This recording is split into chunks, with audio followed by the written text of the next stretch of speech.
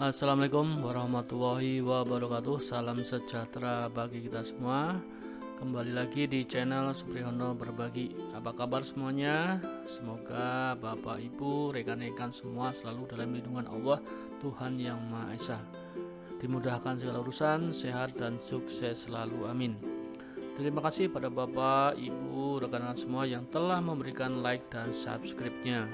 Kali ini saya akan menyampaikan video tentang dasar-dasar belajar data flow diagram atau sebut saja DFD, dari mulai pengertian DFD, simbol yang digunakan dalam DFD, jenis DFD salah satunya di sini adalah diagram nol dan cara membacanya. Untuk selanjutnya silahkan ikuti video sampai selesai. Pengertian DFD menurut Wikipedia. Diagram alir data atau dalam bahasa Inggrisnya data flow diagram, sebut saja DFD, adalah suatu diagram yang menggambarkan aliran data dari sebuah proses atau sistem, biasanya sistem informasi. Pengertian lain menyatakan bahwa data flow diagram atau DFD adalah penggambaran sistem sebagai jaringan kerja antar fungsi yang berhubungan satu dengan yang lain dengan aliran atau flow dan penyimpanan data. DFD memberikan tampilan secara visual tentang aliran data dan informasi tentang suatu sistem, di mana menggambarkan siapa saja yang terlibat pada sistem tersebut dari awal sampai terakhir. Simbol-simbol dalam DFD. Yang pertama adalah simbol external entity atau entitas. External entity atau external entitas atau biasa disebut juga dengan terminator adalah simbol yang bisa berupa suatu organisasi, orang, sekelompok orang maupun perusahaan yang sama tetapi yang di luar kendali oleh sistem yang tengah dibuat modelnya. Terminator ini juga bisa berupa suatu departemen, divisi, maupun sistem yang terdapat di luar sistem yang akan berkomunikasi dengan suatu sistem yang tengah dikembangkan. Eksternal entitas akan memberikan input ke sistem atau menerima output dari sistem. Simbol DFD yang satu ini digambarkan dengan simbol kotak atau persegi panjang. Berikut adalah contoh dari simbol entitas eksternal atau external entity. Misalnya pegawai, kemudian direktur, kemudian personalia. Simbol DFD yang kedua adalah simbol proses. Sebuah proses yaitu aktivitas maupun kerja yang akan dilakukan oleh mesin, komputer maupun orang dan nantinya akan menghasilkan sebuah arus data yang akan masuk ke dalam suatu proses untuk bisa dilakukan arus data yang akan keluar dari proses tersebut. Proses juga bisa ditunjukkan dengan sebuah simbol lingkaran maupun dengan simbol persegi panjang yang memiliki garis tegak lurus di bagian dalamnya seperti pada gambar tersebut. Sistem informasi penggajian yang dilambangkan dengan lingkaran ini merupakan contoh simbol proses. Simbol yang ketiga DFD adalah data store. Data store umumnya sangat berkaitan dengan storage atau penyimpanan. Contohnya seperti database maupun file yang berkaitan dengan penyimpanan dengan komputerisasi. Dan data store juga sering diberikan nama yang sesuai dengan nama dari file penyimpanannya. Contohnya yaitu seperti karyawan, dosen, mahasiswa, matkul dan lain sebagainya. Sebagai contoh di sini adalah data storage karyawan. Saya tandai yang berwarna kuning ya. Setelah karyawan mengirimkan data karyawan ke bagian pencatatan data, kemudian menyimpannya ke storage karyawan. Simbol DFD yang keempat adalah flow. Data flow juga sering disebut dengan arus data, yang mana sering disimbolkan dengan tanda panah. Arus data tersebut juga mengalir di antara suatu proses, data store, juga terminator. Kegunaan arus data juga untuk menunjukkan suatu arus data yang bisa berupa masukan untuk sebuah sistem maupun hasil dari suatu proses sebuah sistem. Kita lihat diagram di sini bagaimana aliran datanya mengalir. Di sini dari entitas karyawan terus ke proses pencatatan data, kemudian disimpan di data storage karyawan, kemudian ke proses perhitungan gaji karyawan, dan kembali ke entitas karyawan. Setelah mengetahui apa itu DFD serta simbol atau notasi DFD, berikutnya adalah mengetahui aturan dalam membuat DFD. Apa yang boleh dan apa yang tidak boleh dilakukan pada saat membuat DFD. Pada kasus ini akan digunakan notasi DFD dari DeMarco dan Jordan. Aturan yang 00, semua proses harus memiliki nama yang unik. Jika dua arus data atau data store memiliki label atau nama yang sama, keduanya harus mengacu pada arus data atau data store yang sama. Aturan yang 01, input ke suatu proses harus berbeda dengan output dari proses. Yang 02, aturannya suatu DFD sebaiknya tidak lebih dari 7 proses.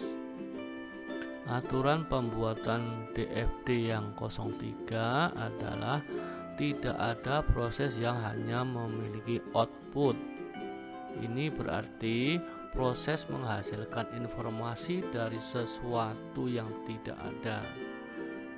Jika suatu objek hanya memiliki output, maka itu haruslah sumber atau source. Kemudian yang keempat, tidak ada proses yang hanya memiliki input atau sering disebut sebagai black hole. Jika suatu objek hanya memiliki input, maka itu haruslah tujuan atau sink. Yang kelima, suatu proses memiliki label atau nama berupa kata kerja. Yang 06, data tidak bisa mengalir secara langsung dari satu data store ke data store lainnya. Data harus dialirkan oleh suatu proses. Yang 07, data tidak bisa mengalir secara langsung dari sumber luar atau outset source ke suatu data store. Data harus dialirkan oleh suatu proses yang menerima data dari source dan menempatkannya pada data store. Yang 08, data tidak bisa mengalir secara langsung ke tujuan atau outset sink dari suatu data store. Jadi data harus dialirkan oleh suatu proses.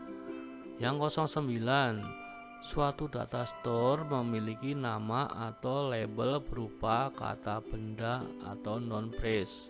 Yang 10, data tidak dapat mengalir secara langsung dari sumber atau source ke tujuan atau sink. Data harus dialirkan oleh proses.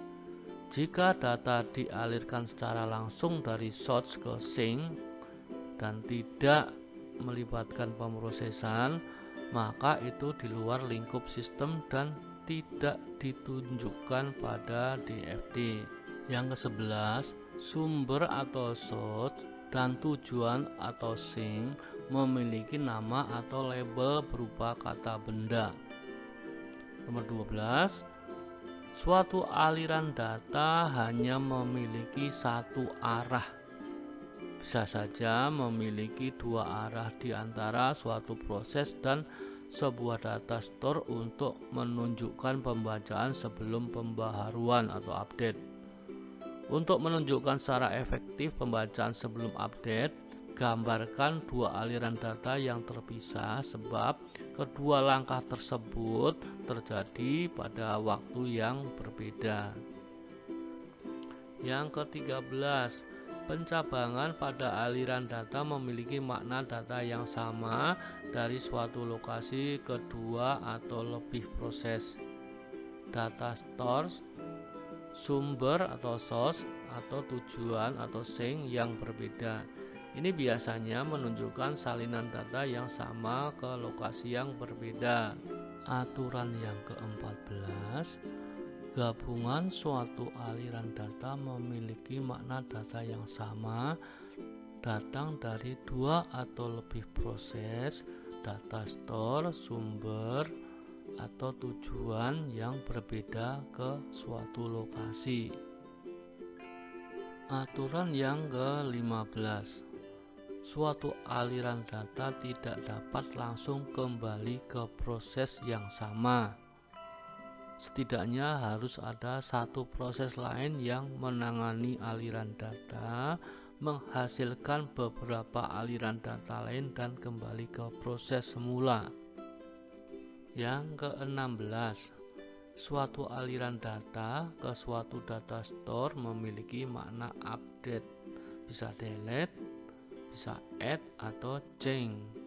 Kemudian yang 17, suatu aliran data dari suatu data store memiliki makna mengambil atau menggunakan. Aturan 18 atau yang terakhir, suatu aliran data memiliki nama atau label berupa kata benda. Lebih dari satu nama data dapat dinyatakan dengan satu simbol aliran data, sepanjang data pada aliran data dialirkan bersama-sama sebagai satu kesatuan data atau satu paket. Jenis-jenis DFD. Yang pertama, DFD level 0 atau contact diagram. Dan yang kedua, DFD level 1. Yang ketiga, DFD level 2. DFD level 0 atau lebih sering disebut dengan diagram konteks adalah suatu diagram yang terdiri dari sebuah metode yang dapat menjelaskan lingkup sistem secara umum. Konteks diagram merupakan bagian dari data flow diagram yang digunakan untuk menetapkan konteks serta batasan-batasan sistem dalam sebuah pemodelan. Selain itu, konteks diagram juga berhubungan dengan entitas-entitas di luar sistem itu sendiri, seperti kelompok organisasi, penyimpanan eksternal, dan lain-lain. Sebelum dilanjut ke pembahasan diagram konteks, berikut contoh diagram konteks dan cara membacanya. Dimulai dari pegawai mengisi data karyawan dari sistem informasi penggajian. Coba perhatikan arus data warna kuning. Kemudian personalia menerima laporan data karyawan dari sistem informasi penggajian. Kemudian personalia mengisi rekap data absensi. Juga personalia mengisi rekap data lembur. Kemudian direktur mengisi data jabatan. Kemudian direktur juga mengisi upah per jam. Juga direktur mengisi upah lembur. Kemudian direktur menerima laporan data karyawan, laporan gaji karyawan dari sistem informasi penggajian. Setelah itu, pegawai menerima slip gaji dari sistem informasi penggajian. Demikian contoh cara membaca aliran atau arus data pada diagram konteks sistem informasi penggajian. Sampai di sini dulu video ini. Di video berikutnya juga akan ada contoh diagram konteks. Kurang lebihnya mohon maaf, semoga bermanfaat dan sampai jumpa di video berikutnya.